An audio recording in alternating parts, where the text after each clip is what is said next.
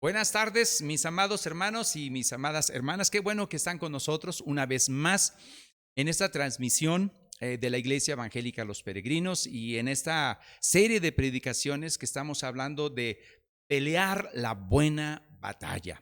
Así que te invitamos a que tú y yo y como iglesia peleemos esta buena batalla. Y quiero comentar algo, un texto que no está ahí en la pantalla, pero lo voy a leer. Está en Proverbios capítulo 20, versículo 29, y nos dice esto: la gloria de los jóvenes es su fuerza. Y así es. Y la hermosura de los ancianos es su vejez. Así que el único viejito que está aquí soy yo. Los demás todos están chavos, son jóvenes. ¿Por qué lo digo? Lo digo porque necesitamos ver hacia futuro como iglesia. Y el futuro de la iglesia y el futuro inmediato está en los jóvenes de la iglesia. Y estos jóvenes nos han mostrado muchas cosas en medio de esta pandemia. Su habilidad, su entrega, su entusiasmo, el reto. Para ellos no es difícil los retos. Los asumen como tal y lo hacen. Nosotros los que ya estamos grandes, a veces nos cuesta más trabajo eso. Pero gracias a Dios por los jóvenes que Dios ha puesto en la iglesia. Y hoy le toca el tiempo de compartir la palabra a un hermano joven muy amado de parte de la iglesia, mi hermano Jonathan. Así lo conocemos, Jonathan. Y le queremos mucho y le apreciamos. Y hoy va a estar compartiendo la palabra del Señor. Así que te voy a invitar, Jonathan, pásale para acá, mi hermano Jonathan, y vamos a orar por ti. Vamos a estar juntitos para vernos aquí los dos. Vamos a orar.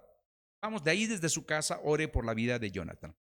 Padre, en esta mañana tarde, te damos la gloria y la honra a ti. Gracias porque tú has puesto jóvenes en la iglesia, jóvenes que necesitamos, que tú necesitas, que tú vas a usar en la iglesia.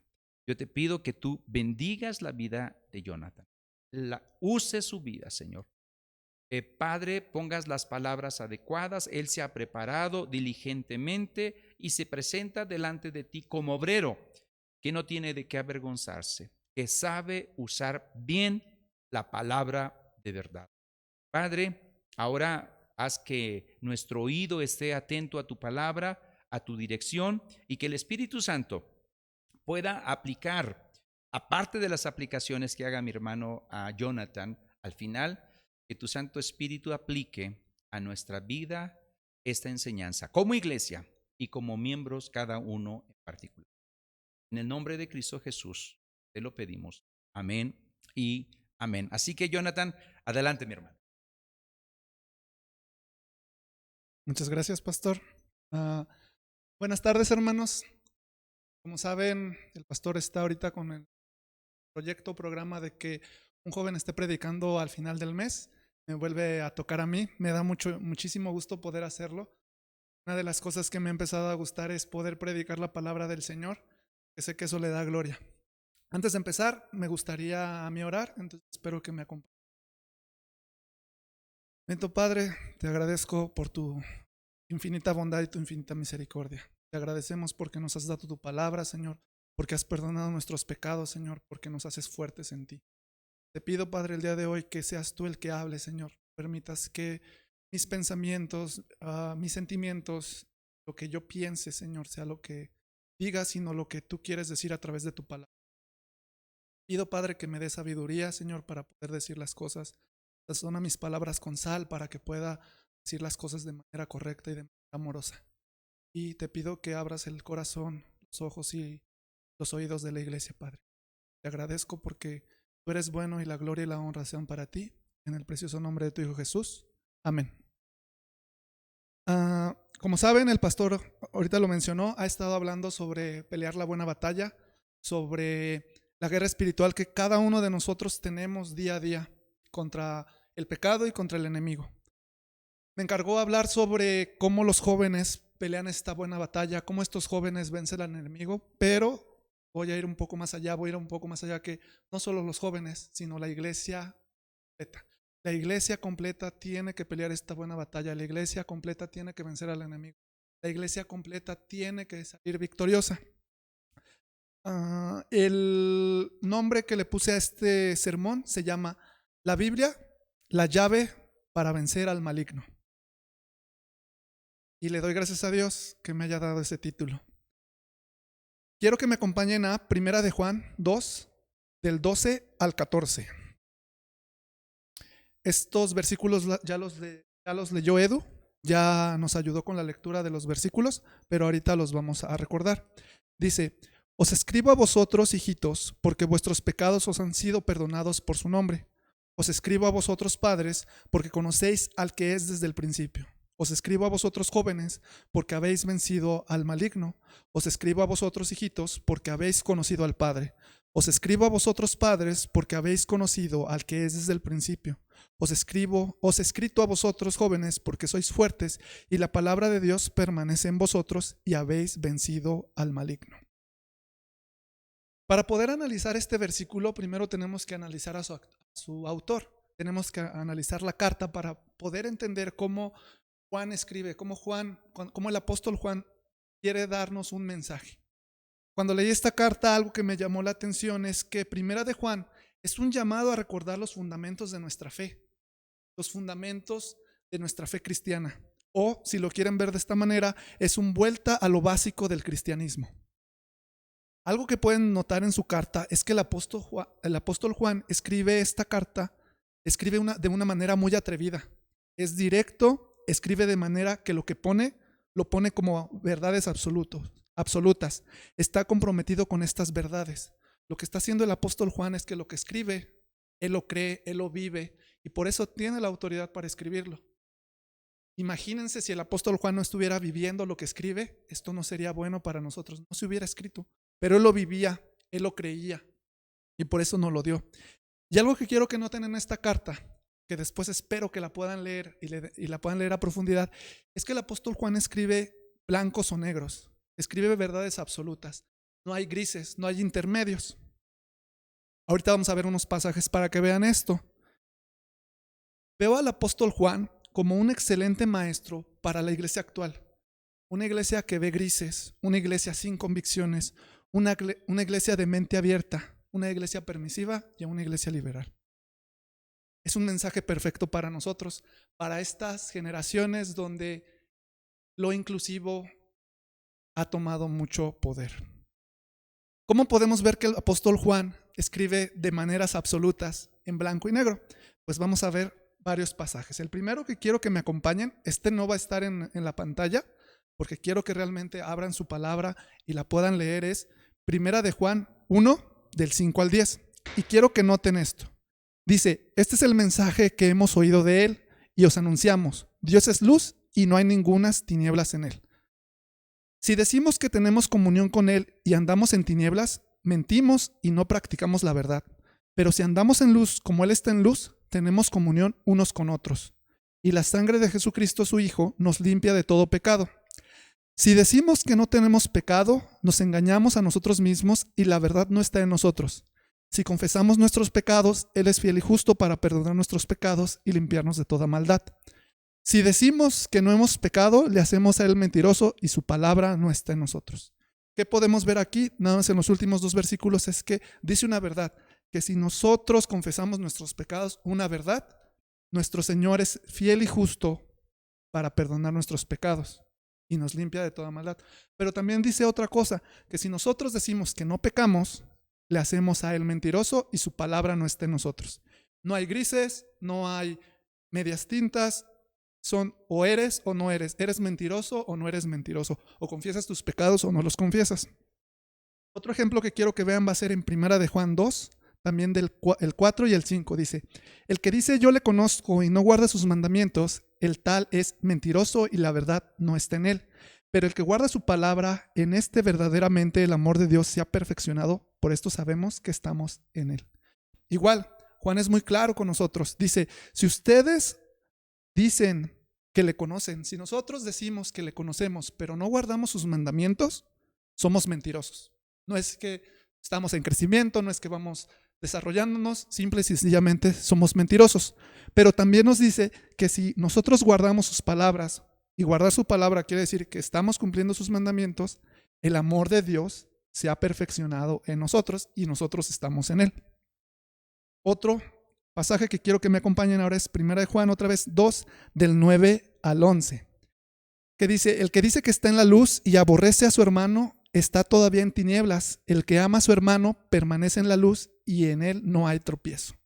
Otra vez, pero el que aborrece a su hermano está en tinieblas y anda en tinieblas y no sabe a dónde va, porque las tinieblas le han cegado los ojos. Otra vez, Juan es muy claro: o amas o no amas a tu hermano, o lo aborreces o no lo aborreces. No hay me cae bien solo algunas veces y otras veces no. Es, si lo aborreces, estás en tinieblas; si lo amas, estás en luz. Otro ejemplo que quiero decirles es 1 de Juan 2, el 15 al 17, que dice: no améis al mundo ni las cosas que están en el mundo. Si alguno ama al mundo, el amor del Padre no está en él. Porque todo lo que hay en el mundo, los deseos de la carne, los deseos de los ojos y la vanagloria de la vida, no proviene del Padre, sino del mundo. Y el mundo pasa y sus deseos, pero el que hace la voluntad de Dios permanece para siempre. Otra vez Juan es muy claro, dice: no améis al mundo, porque si ustedes aman al mundo, Dios no está en ustedes, el amor del Padre no está en ustedes. Si nosotros amamos el mundo, si nosotros estamos haciendo cosas que reflejen que amamos el mundo, lo que estamos haciendo es que estamos reflejando que el amor de Dios no está en nosotros. Vuelvo a lo mismo, no dice si pecan poquito o algo así, es literal, dice: si ustedes aman el mundo, si ustedes aman cualquier cosa del mundo, si nosotros amamos cualquier cosa del mundo, el amor del Padre no está en nosotros. Ya casi termino con los ejemplos. Ahora vamos a 1 de Juan 3, del 7 al 10.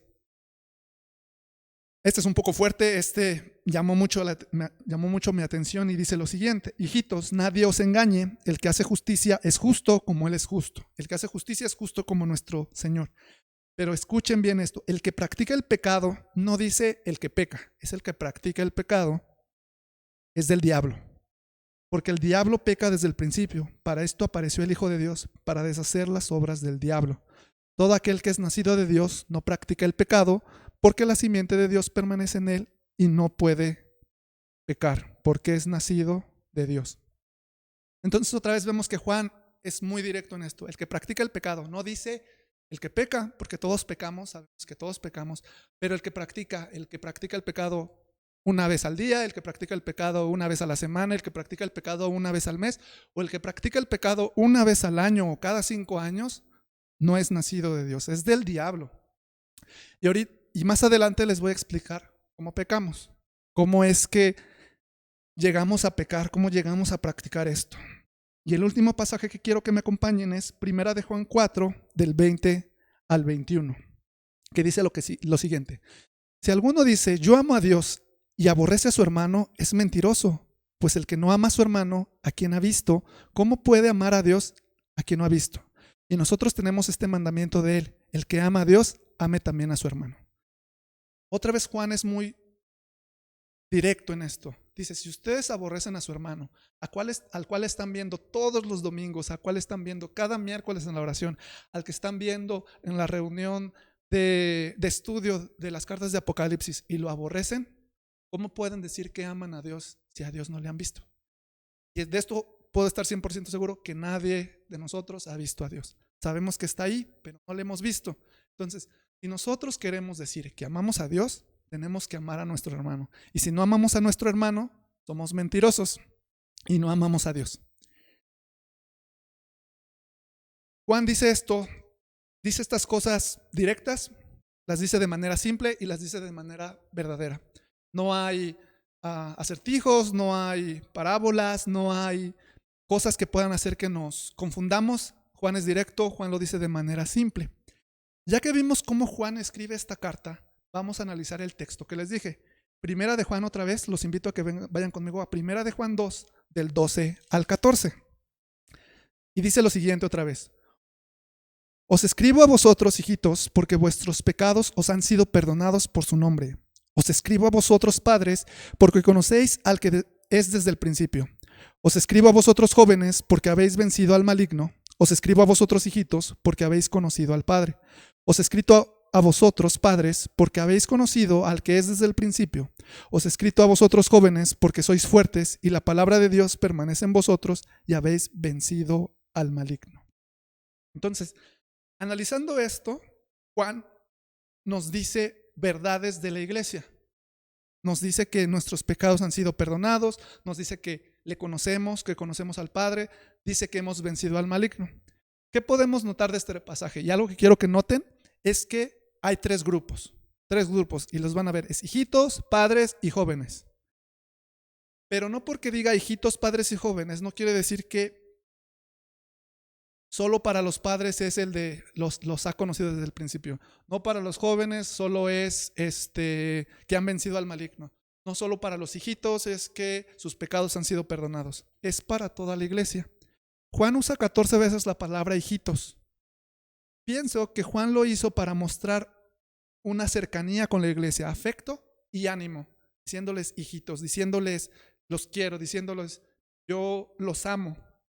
Lo dice en 2.1, lo dice en 2.18, lo dice en el 3.13 y lo dice en el 5.21. Ustedes los pueden ver, lean la carta y van a ver que Juan lo dice hijitos muy seguido. Y para volverles a decir que todo lo que dice en este pasaje que vamos a ver no solo es para los jóvenes, no solo es para los hijitos y no solo es para los padres. Llegaremos a decir que cuando dice hijitos, entonces toda la carta solo son para los hijitos, lo cual no es correcto. Pero entonces nos podemos preguntar, entonces, ¿por qué en este específico versículo, en este específico pasaje usa padres y jóvenes? Creo que Juan quería mostrar respeto a los líderes de la iglesia. Quería mostrarle respeto a los padres venerables con conocimiento y a los jóvenes fuertes que han vencido. Pero estas verdades, vuelvo a repetir, aplican a toda la iglesia, no solo a estos grupos. No pueden decir que esto aplica solo a hijitos, padres y jóvenes. Es para toda la iglesia. Analizando la carta y analizando este pasaje, podemos ver que Juan tiene dos hilos en la carta, dos formas de expresarse, para ayudar a dos tipos de personas a los cuales vamos a llegar. Si se fijan, les dice en unos pasajes, dice, les escribo para que no pequen, para que se cuiden de los engañadores. Les está advirtiendo, pequen, no se dejen engañar, sigan en su fe. Pero después también en la misma carta, si la leen, y ahorita lo que vimos es, les escribo porque han sido perdonados, porque conocen la verdad, porque son fuertes. Les escribe para que sepan que tienen vida eterna. Juan, a un tipo de personas los motiva a estar alertas, los motiva a saber que deben de estar al pendiente, no se deben dejar engañar, deben estar alertas contra el pecado y contra los engañadores. Pero también los motiva a pelear la batalla con confianza de victoria. Esa batalla que tenemos día a día, Juan nos dice, ustedes la van a pelear, pero tengan confianza de que la van a ganar porque mayor es el que está en ustedes. Si vemos Juan 12 al 14, podemos verlo como una motivación necesaria para sobrellevar Juan 12.1, donde dice, hijitos míos, estas cosas os escribo para que no pequéis. Si alguno hubiere pecado, abogado tenemos para con el Padre, Jesucristo el justo. Ahorita quiero mostrarles cómo Juan nos escribe de una manera donde nos anima, pero al mismo tiempo nos dice la seguridad que tenemos en el Señor. Si se fijan, en el 1.7 nos dice, pero si andamos en luz, como Él está en luz, tenemos comunión unos con otros. Y la sangre de Jesucristo, su Hijo, nos limpia de todo pecado.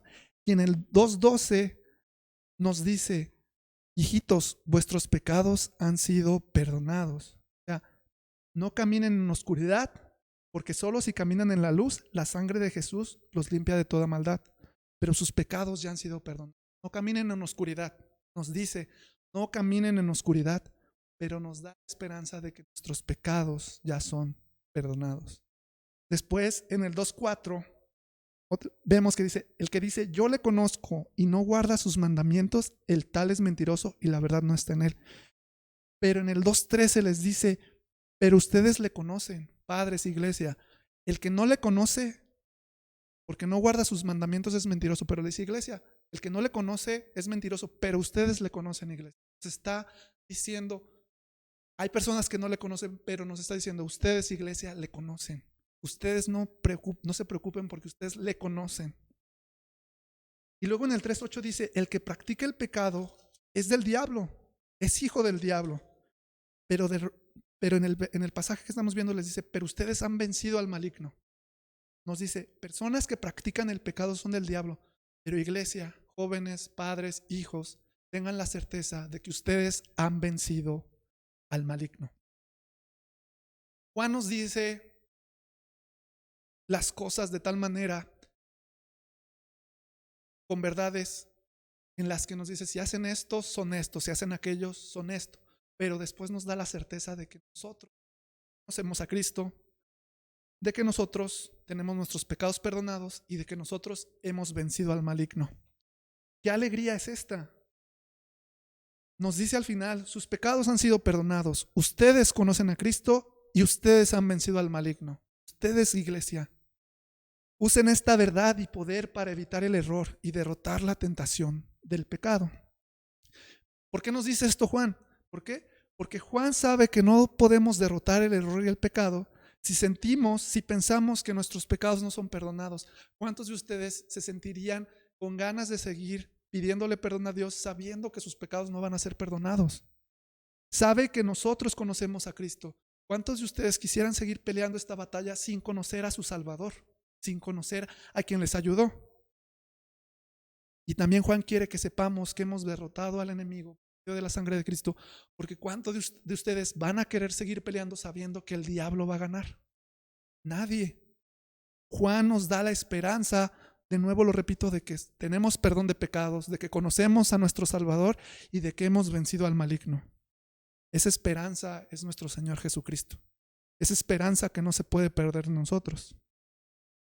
Juan quiere que superemos la oscuridad, que guardemos los mandamientos, que caminemos en luz, que estemos llenos de gozo, que conquistemos el odio y que nos amemos los unos a los otros con un amor tan real que el mundo lo vea y dé gloria a Dios.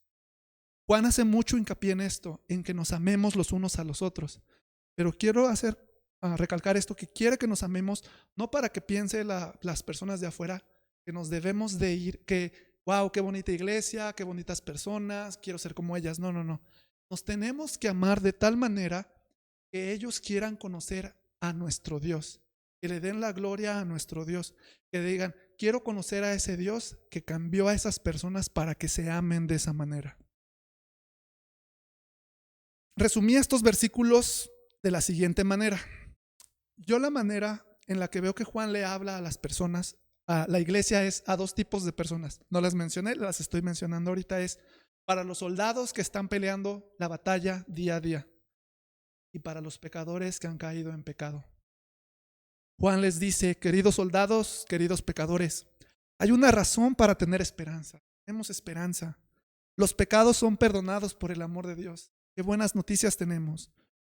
Ustedes saben que Cristo ha sido rey siempre, siempre, siempre. Y estén seguros de que los enemigos de Cristo y sus enemigos han sido derrotados por nuestro Salvador. Qué increíble, ¿no? Qué esperanza tan grande tenemos. Pero ahora viene la pregunta que quiero decirles. ¿De dónde viene la esperanza y el coraje para las batallas que vivimos día a día? ¿De dónde la obtenemos? Esa esperanza tiene que venir de algún lado. Y esa fuerza y ese coraje tiene que venir de algún lado. Lo que Juan dice es tanto para el soldado como para el pecador. Da esperanza y da fortaleza. Volvamos ahora a 1 de Juan 2:14 y quiero que vean esto, que dice, os he escrito a vosotros padres porque habéis conocido al que es desde el principio. Os he escrito a vosotros jóvenes porque sois fuertes y la palabra de Dios permanece en vosotros y habéis vencido al maligno. Entonces, esta batalla que tenemos, nos dice Juan, les dice a los jóvenes, pero les dice a la iglesia, porque sois fuertes. Quiero que vean sois fuertes. Está afirmando, ustedes son fuertes, ustedes tienen esa fortaleza. Pero ¿de dónde viene esa fortaleza? Es ahora lo que quiero que vean. Porque dice, y la palabra de Dios permanece en vosotros. Esa fortaleza, esa confianza, esa esperanza, esa herramienta que tenemos para vencer al maligno es la palabra de Dios. Pero la palabra de Dios tiene que permanecer en vosotros. ¿Qué quiere decir permanecer? Estar en un lugar por cierto tiempo. La palabra de Dios tiene que estar en nuestros corazones, en nuestras vidas, todos los días hasta el fin del mundo. Yo siempre recuerdo que Cristo nos dijo que Él estaba con nosotros todos los días hasta el fin del mundo, que nosotros no estamos con Él todos los días hasta el fin del mundo. Si nosotros leemos la palabra y meditamos en ella y oramos, estamos con Él todos los días hasta el fin del mundo y Él está con nosotros todos los días hasta el fin del mundo. Puede sonar un poco egoísta pensar que Él va a estar con nosotros si nosotros no le queremos conocer. Pero vemos esta palabra y la escuchamos y por la gracia de Dios la creemos. Necesitamos leer la palabra para que la gracia de Dios haga que la creamos. Entonces, ¿cuál es la respuesta? ¿Cuál es la herramienta que necesitamos? ¿Qué nos da fortaleza? ¿Qué nos da esperanza? La respuesta es la Biblia, la palabra de Dios. En la Biblia Dios nos habla y en oración le hablamos a Él y los dos están conectados en efectividad. Necesitamos orar para poder pelear, pero necesitamos leer la Biblia para poder orar. No pensemos que podemos orar si no leemos la Biblia, porque si no leemos la Biblia no sabemos cómo orar. La Biblia nos enseña a orar y nos dice por qué orar y cómo orar y nos llena de ánimo saber que Dios nos escucha. No sé si han pensado alguna vez si sus oraciones se basan en lo que la Biblia les enseñó ese día, en lo que la Biblia les está diciendo. Algo que quiero compartirles en cuanto al discipulado, que creo que se los digo muy seguido, es que me enseñó una nueva manera de orar, en la que uno ve un versículo, ve un pasaje y se da cuenta, agradece por lo que Dios hace, pide perdón por lo que no está cumpliendo en su palabra y pide que Dios haga algo en nosotros para que lo que no estamos cumpliendo en la palabra, Él lo haga. La Biblia nos ayuda a convertir lo que leemos en oraciones. Pedimos, y esto es importante, vean sus oraciones. Es importante que sus oraciones sean bíblicas, pero nosotros pedimos para entender su palabra. Y esto para entender su palabra, porque nosotros no la vamos a entender solo intelectualmente. Pedimos para entenderla. Pedimos para que su palabra baje a nuestros corazones. Y lo más importante, oramos para vivir su palabra. Lo tenemos que orar, porque el conocimiento no se puede quedar en conocimiento. Se tiene que hacer acción y eso es vivirla. Al final, la Biblia y la oración nos conforman a la imagen de Cristo. Una no puede estar sin la otra. Si nosotros decimos que solo leemos la Biblia pero no oramos, no conocemos a Dios. Y si nosotros decimos que oramos pero no leemos la Biblia, tampoco le conocemos, porque les vamos a estar pidiendo cosas conforme a nuestros corazones. ¿Cómo esperamos que Dios escuche nuestras oraciones si nosotros no le escuchamos a Él? ¿O cómo esperamos que Dios conteste nuestras oraciones si no sabemos cómo le gusta que le pidamos? La Biblia dice que a veces no sabemos pedir, y no sabemos pedir porque no leemos. Si leyéramos todos los días, si nos sujetáramos a su palabra, nuestras oraciones cambiarían completamente. La batalla sería ganada cada día por medio de aquel que nos amó. Esta fuerza que menciona Primera de Juan viene por la palabra de Dios. Y algo que quiero que vean es que es la segunda vez en el pasaje que Juan menciona que los jóvenes han vencido al maligno. Generalmente, antes lo que usaban para poder hacer que algo fuera importante era enfatizar, repetían. Juan repite, Juan dice en el versículo 2, en el versículo 13, os escribo a vosotros jóvenes porque habéis vencido al maligno, pero se queda ahí. Y en el 14 dice, porque sois fuertes y la palabra de Dios permanece. Ustedes. Lo dice de tal manera para que no nos vanagloriemos, creo yo. Porque le dice a la iglesia, son fuertes, han vencido al maligno. Pero recuerden, lo han vencido porque son fuertes y son fuertes porque la palabra de Dios permanece en ustedes. Si la palabra de Dios no permanece en ustedes, perderán. Es una batalla, es algo que tienen que saber. Las batallas no terminan en empate, uno pierde y otro gana. Si queremos ganar esta batalla, tenemos que acercarnos y leer la palabra del Señor. Porque si nuestro enemigo no es derrotado, el que es derrotado somos nosotros. Los que son derrotados somos nosotros. Juan nos quiere hacer saber que hay una guerra contra el pecado y el diablo. Y algo importante que yo quiero recalcar es, yo veo que se lo dicen mucho a los varones. Los varones tienen un rol especial dentro de esta batalla. Son los que lideran esta batalla y no pueden ellos perder esta batalla porque dejan desprotegidas a sus familias. Varones, lean su Biblia. Mujeres, lean su Biblia. La fuerza para derrotar al enemigo viene de que la palabra de Dios permanezca en nosotros. En una batalla hay armas, en una batalla hay maneras de atacar y hay maneras de defenderse.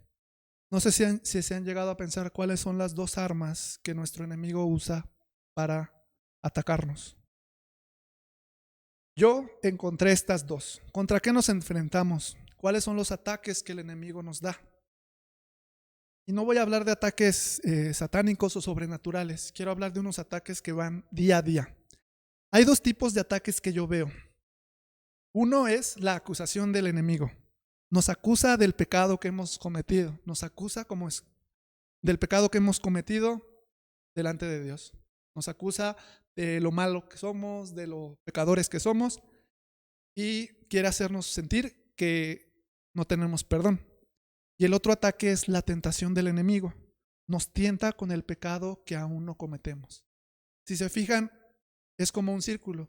Nos ataca con acusación, y si no nos sentimos acusados, nos ataca con tentación para que después nos sentamos acusados, y así va. ¿Pero qué ataca? Ataca nuestra fe.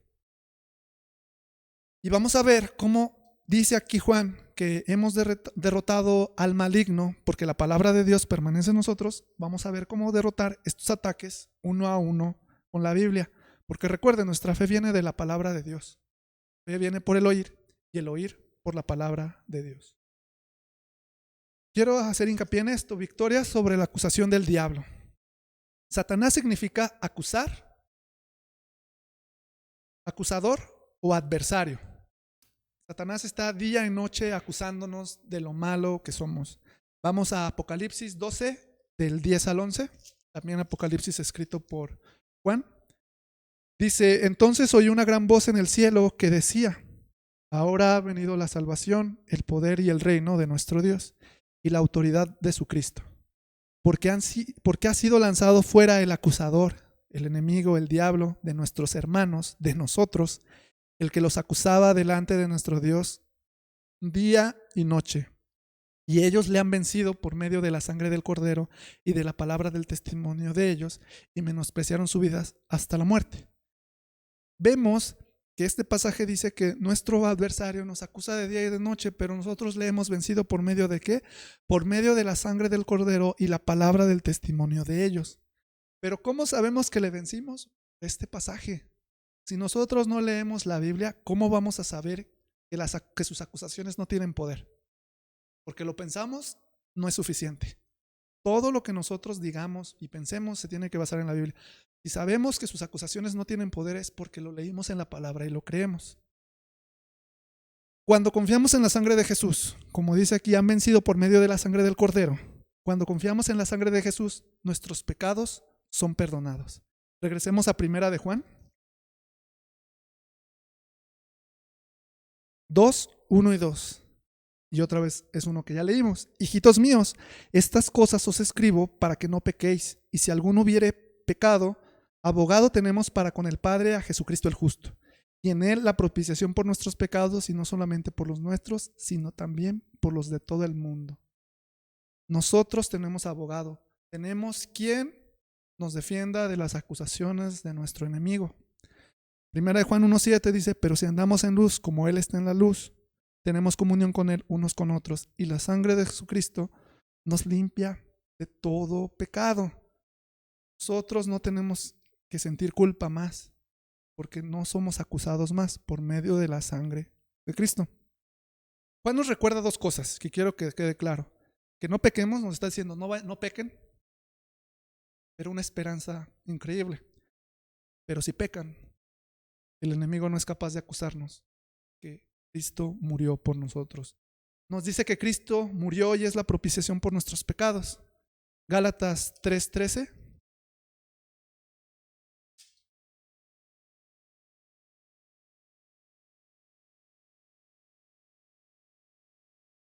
Gálatas 3:13 Dice, Cristo nos redimió de la maldición de la ley, hecho por nosotros maldición, porque está escrito, maldito todo el que es colgado en un madero. Romanos 8:3.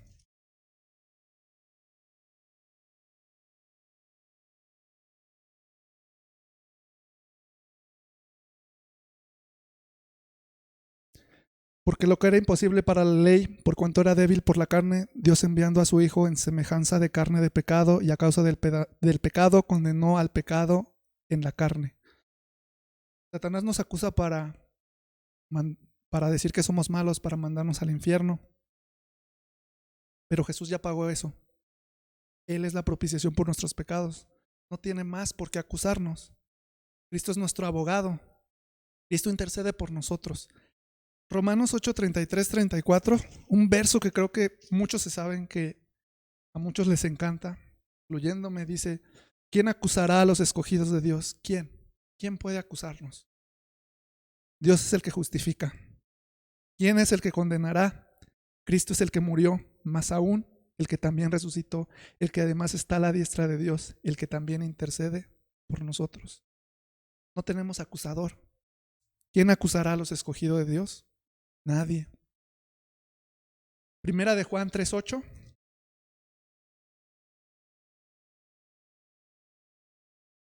Dice, el que practica el pecado es del diablo, porque el diablo peca desde el principio, pero para esto apareció el Hijo de Dios, para deshacer las obras del diablo. Tenemos abogado, no tenemos quien nos pueda acusar. Gloria a Dios por eso, pero hay que entender que esto solo aplica a los que están en Cristo, a los escogidos de Dios, a los que le han aceptado. Como dice primera de Juan 5, del 4 al 5, dice, porque todo lo que es nacido de Dios vence al mundo, y esta es la victoria que ha vencido al mundo, nuestra fe. ¿Quién es el que vence al mundo sino el que cree que Jesús es el Hijo de Dios? Toda esta victoria solo es para los que creen que Jesús es el Hijo de Dios, para los que han sido salvos por Él. Pero voy a ser honesto en esto. Veo que la iglesia actual es muy difícil que se sienta acusada o culpable, generalmente porque decimos que Dios es bueno y perdona nuestros pecados. Entonces, si esto no funciona y el enemigo ve que acusándonos no puede hacer que nuestra fe desfallezca, está la tentación del enemigo. Si el enemigo no puede destruir tu fe por acusación, lo intentará por la tentación. Y en esto es algo complicado. Algo que quiero que piensen es que cuando hablamos de tentación, no solo piensen en inmoralidad sexual.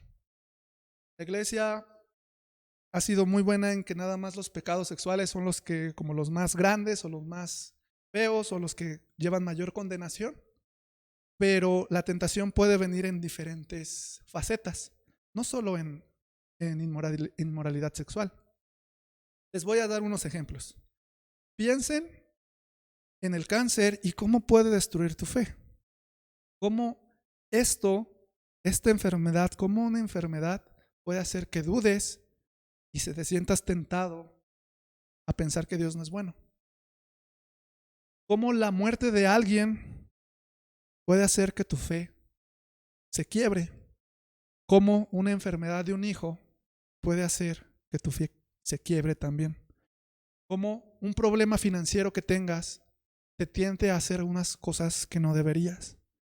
Cómo los problemas maritales te pueden tentar a divorciarte o a alejarte de tu pareja. Toda tentación tiene motivos para que abandones tu fe.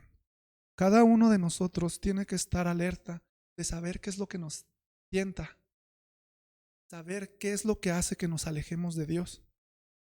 Y algo que quiero que quede claro es, si hacemos algo que va contrario a lo que dice la palabra, es pecado.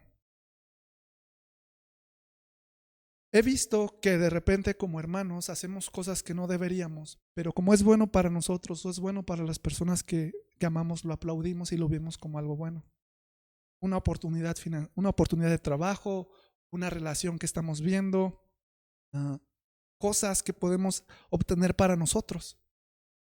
Tenemos que estar alertas para saber que estas tentaciones pueden destruir nuestra fe. Tenemos que ver que ¿qué amamos más? ¿A nuestra familia, a nuestros padres o al Señor? Porque si hacemos cosas agradables para nuestros familiares, pero no para Dios, estamos pecando y estamos cayendo en tentación. Pero ¿qué nos dice Juan?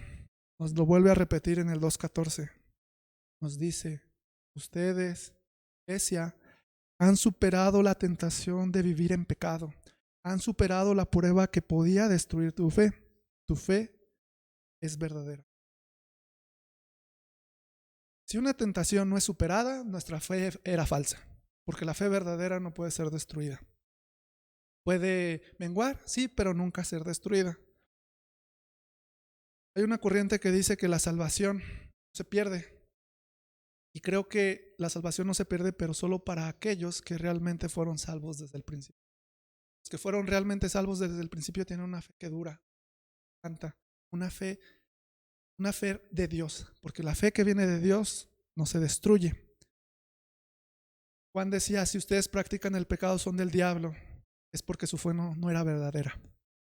Y la tentación siempre vendrá así, siempre nos lo va a decir de esta. Dios es malo y el pecado es mejor. ¿Cómo dice Primera de Juan 2:16? Dice, porque todo lo que hay en el mundo, los deseos de la carne, los deseos de los ojos y la vanagloria de la vida, no proviene del Padre, sino del mundo. El ejemplo que me dijeron hace poquito es el ejemplo de Adán y Eva. ¿Qué podemos ver? Eva vio, yo decía, Adán tenía mucha responsabilidad ahí porque dejó a su esposa, dejó a su ayuda idónea sin cobertura, pero Eva vio el fruto prohibido, el deseo de los ojos, el deseo de las carnes. La serpiente le dijo que Eva le dijo a la serpiente que Dios les había prohibido comer de ese fruto, pero la serpiente le dijo que Dios era malo porque no les quería dar conocimiento. Eva lo vio con sus ojos, vio la vanagloria de la vida, lo vio para ella misma, dijo, esto es mejor. Dios es malo porque nos mintió, nos dijo que no era bueno este fruto para nosotros y el pecado es mejor. ¿Cuántas veces nos pasa esto en nuestra vida cotidiana? La palabra de Dios nos da fuerza para vencer al enemigo por su gracia, por el Espíritu, y el Espíritu nos libera de estas mentiras. Juan 8:32.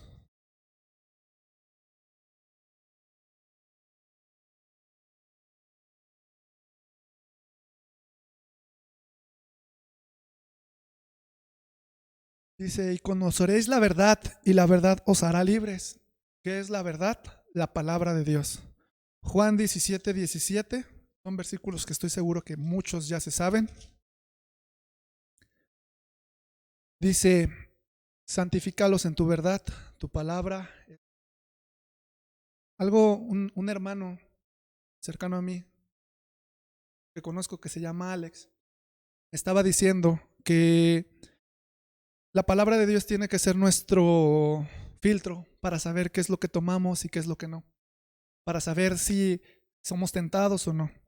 Dice, santifícalos en tu verdad, tu palabra es verdad. Él me decía que algo que él hace, y pienso que todos deberíamos de hacer, es que si le dicen algo o tiene que hacer algo, lo checa con la palabra de Dios, lo checa con la verdad. Así le decía, yo lo checo con la verdad, porque sabemos que la palabra de Dios es verdad. Si lo que escucha, aunque sea en un poquito, va en contra de la verdad, lo deja de escuchar. Pero si va conforme a la verdad, lo sigue escuchando para saber si va a ser bueno para él. Cada uno de nosotros tenemos que ver qué es lo que escuchamos para saber si este libro nos ayudará para poder vencer. Algo que quiero que entendamos también, que esto no es una solución rápida a cada problema que tengamos. Es un estilo de vida. No digo que Dios no lo haga, pero es incongruente que no leamos la palabra de Dios y no oremos, y en un momento de dificultad empecemos a orar y esperemos respuesta. Y después que pase ese momento de dificultad, nos volvemos a alejar, y otra vez viene otra dificultad y volvemos a orar y esperemos respuesta. Seríamos egoístas al hacer esto, pero es un estilo de vida donde cada día nosotros oramos, cada día nosotros leemos, cada día nosotros meditamos en la palabra. No se piensen fuertes porque leen la Biblia todo el día, todos los días. Piénsense fuertes que la leen y la meditan. No se piensen fuertes porque la leen y la meditan. Piensen fuertes porque la leen, la meditan y la viven. Y no se piensen fuertes porque la leen, la meditan y la viven. Tienen que sentir fuertes porque saben que la leen, la meditan y la viven por gracia de Dios, no por sus fuerzas. Es un estilo de vida y es lo que nos dice Pablo. Vamos a 1 de Timoteo 6:12.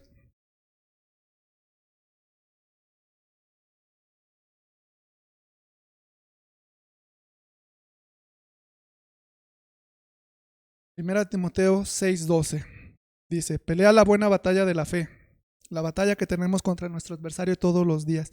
Echa mano de la vida eterna, a la cual asimismo fuiste llamado, habiendo hecho la buena profesión delante de muchos testigos.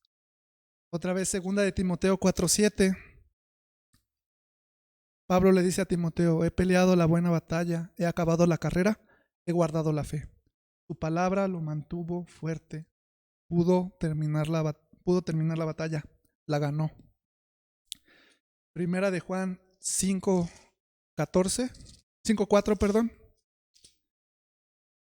Porque todo lo que es nacido de Dios vence al mundo, y esa es la victoria que ha vencido al mundo, nuestra fe. Y de nuevo digo, ¿nuestra fe de dónde viene? El oír, y el oír la palabra de Dios. Y otra vez el versículo que estamos viendo, Primera de Juan 2:14. Os escribo a vosotros jóvenes, porque sois fuertes, y la palabra de Dios permanece en vosotros, y habéis vencido al maligno. Traje un ejemplo que me gustaría leerles en cómo la palabra de Dios nos ayuda a vencer al maligno, nos ayuda a vencer la tentación del enemigo. Los que me conocen, o les he dicho, hay una persona que para mí ha sido muy importante, que es como un héroe de la fe para mí. Se llama George Müller. Era un pastor y misionero de Alemania. Los que no lo conocen, y les voy a dar una pequeña introducción de él, fue un pastor que alimentó a 10,000 huérfanos con oración y lectura de la Biblia. Nunca pidió dinero, nunca pidió comida, nunca pidió nada, porque él decía que Dios alimenta a sus hijos. Sus oraciones eran poderosas, sus oraciones eran oraciones de un hombre que conocía al Señor, de un hombre que sabía que el Señor contestaba y un hombre que confiaba totalmente en él. Una de las cosas que me impactó mucho, para que ahorita vean esto que les voy a leer, es George Müller oró, tenía que predicar en Canadá, iba en barco y en este barco hubo neblina. ¿Qué fue lo que pasó? El capitán le dijo que no iban a llegar a tiempo. Entonces George Müller le dijo: pues hay que orar. Oró, le pidió a Dios que quitara la neblina, si era su voluntad, para que llegara. Y cuando supo que su oración había sido contestada, fueron afuera y vieron que la neblina había desaparecido. Le había creído a Dios y la neblina se había quitado. ¿Por qué les digo esto? Porque George Müller, algo que también se me hizo muy interesante, es que él no se quería casar. Él quería ser misionero y decía que una esposa le iba a estorbar en la misión. Pero Dios tenía otros planes para él y él obedeció. Se casó y amó muchísimo a esa esposa, a ese regalo, a ese deleite que Dios le dio. Quiero que me acompañen al Salmos 84:11 para que entiendan ahorita esta historia. Vamos a leer este versículo y para que vean cómo la palabra de Dios, si se vive día a día, si la oramos, si la conocemos, nos ayuda a realmente tener una relación con el Señor y a vencer las tentaciones de nuestro adversario. Entonces vamos a los Salmos 84:11.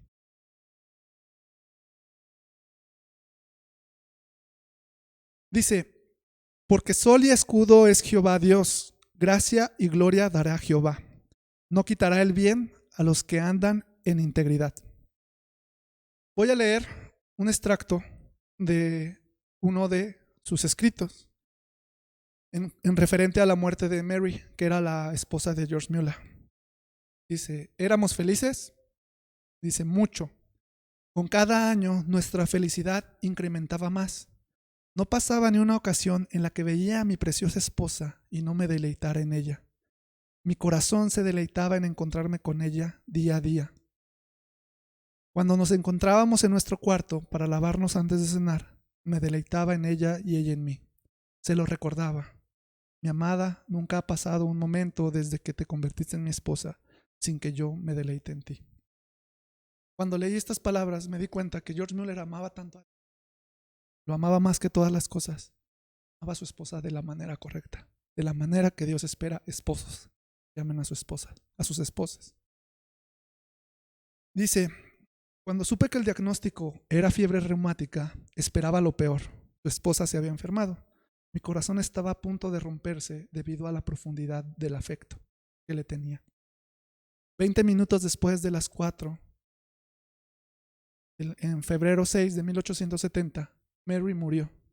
Me arrodillé y agradecí a Dios por su partida, por tomarla y por estar con nosotros. ¿Creen que George Mueller haya orado por su esposa?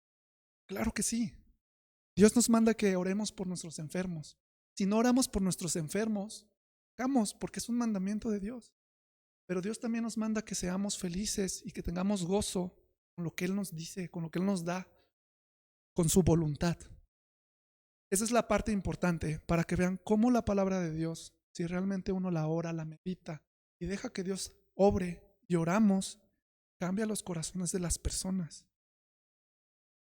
George Mueller dice lo que sigue: la última porción de la escritura que le leí a mi amada esposa fue: porque sol y escudo es Jehová Dios, gracia y gloria dará Jehová, no quitará el bien a los que andan en integridad. Dice: ahora, si nosotros hemos creído en el Señor Jesucristo, hemos recibido su gracia, somos partícipes de esa gracia y a todos ellos también les dará gloria. Me dije a mí mismo, George Mueller, me dije a mí mismo, con respecto a la última parte: no quitará el bien de los que andan en integridad. En mí mismo soy un pobre e inútil pecador, pero he sido salvado por la sangre de Cristo y no vivo en pecado. He caminado justo delante de Dios. Por lo tanto, si realmente es bueno para mí, mi amada esposa se levantará. Enferma como está, Dios la sanará. Pero si no es sanada, entonces eso no era bueno para mí. Entonces mi corazón tuvo descanso, estuvo satisfecho con mi Dios. Y todo esto surge, como dije muchas veces, de tomar a Dios en su palabra y creer lo que dice. ¿Qué pasó con George Mueller? Creyó lo que dice la palabra: no quitará el bien a los que andan en integridad. Él sabía que andaba en integridad. Nosotros sabemos cuando caminamos en integridad. Y la palabra de Dios dice: no quitará el bien a los que andan en integridad. Dios no es mentiroso. Si andamos en integridad, todo lo que nos pasa es bueno. Nosotros lo sabemos. Él supo entonces que si era bueno para él que su esposa sanara, sanaría. Pero si no era bueno, no sanaría. Y agradeció a Dios porque fue bueno para él que su esposa no sanara. Espero que los haya dejado picados para que puedan leer su biografía, porque cosas buenas pasaron después de que su esposa murió. Cosas increíbles porque tomó a Dios y a su palabra. Superó esa tentación de decir Dios es malo. Superó esa tentación de orar por su esposa y decir: no respondió mi oración. La respondió. Su esposa, la respuesta del Señor fue: no, no sanará tu esposa. Y él estuvo alegre y contento porque Dios es bueno. Su esperanza estaba en Dios. ¿Cuántos de nosotros oramos para que sane a alguien? ¿Cuántos de nosotros oramos por nuestras familias, por las cosas que nos importan a nosotros? Y no estamos felices con las respuestas del Señor. ¿Cómo funciona entonces la palabra de Dios? Vemos el ejemplo de George Mueller. Jesús el justo murió en lugar de nosotros. Nosotros somos pecadores, somos inútiles y somos pecadores. La ira de Dios que nos correspondía a nosotros fue propiciada hacia Jesús. Cristo resucita de los muertos, convirtiéndose en nuestro abogado.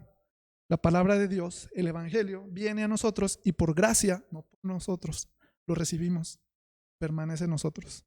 Así permanecemos en Cristo, experimentando lo que Cristo ha obtenido por nosotros: salvación. Satanás nos acusa y tienta para destruir nuestra fe.